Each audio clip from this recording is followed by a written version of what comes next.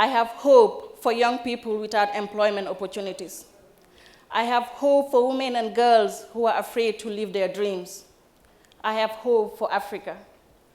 The reason behind that hope is me, you, and us who are working tirelessly to change the narratives of our continent.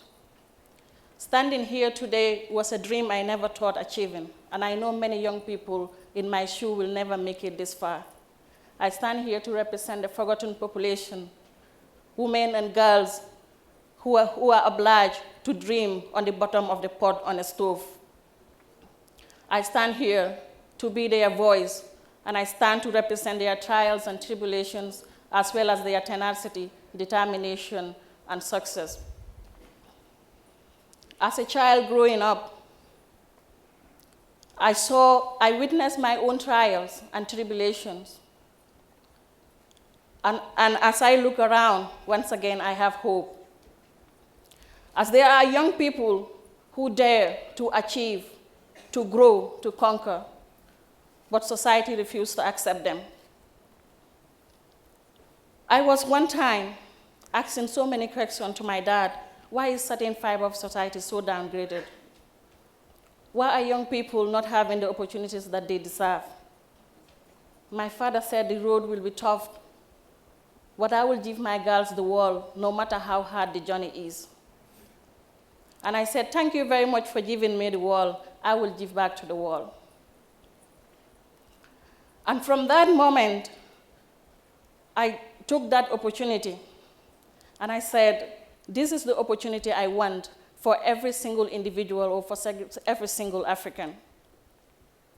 If you look at opportunity, people have many different interpretations of it. Some define it as lucky chance, others define it as favorable circumstances. I define it as uplifting someone from nothing to something, or giving someone resources and skills to achieve his or her full potential. Looking at the opportunities of Africa, I saw a divide. Today, Africa is ripe for a green revolution. About 60% of our land is an uncultivated land. And if you look at the other side, 60 to 75% of our population are young people, which is a great potential. In another side, too, you will see that in 2009, Africa is the only continent aside from Asia that managed to have economic growth. And it has been on upward trajectory ever since. 4.5% in 2010, 5% in 2011, and it has been increasing. That is our opportunity. But if you look at the other side of the divide, there are a lot of young people running away from our continent. And you tend to ask this question, why are the cream of the society running away from the continent? About 70,000 young people from 2014 today run away from the continent to look for opportunities elsewhere when we have it in abundance. And since being here, I realized brain drain and brain waste of Africans in the diaspora. When an African PhD holder is a driver or is doing menial job, when he or she can be of great benefit to our nation. Now we sit back, ladies and gentlemen, I think it's time we change the narratives of our continent. The narrative that begs us to ask this question, why education and youth empowerment really matters. To change the narratives of women and girls in my country, I joined organizations like the Village Girl Initiative to tell the stories of women and girls that have to climb mountains with bare feet, women and girls that have to sing songs without a voice, and women and girls who have to see stars while their vision is blocked. Ladies and gentlemen, I think it's time. And for youth empowerment, I plan to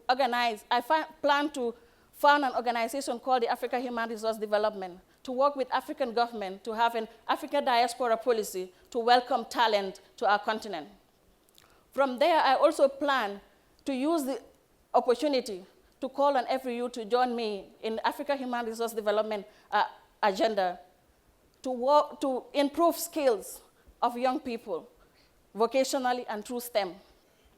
To conclude, I will say we human beings are placing bets on the future, and no one knows what the future holds, but the future matters. It matters because we have to stand and act. It matters because our inaction will lead to Africa not achieving its dreams and aspirations. As President Obama said, yes, we can. Yes, we can start, and yes, we can rise to the Africa that we want. Yes, we can look beyond the concrete. Yes, we can. And I know, and I have hope again.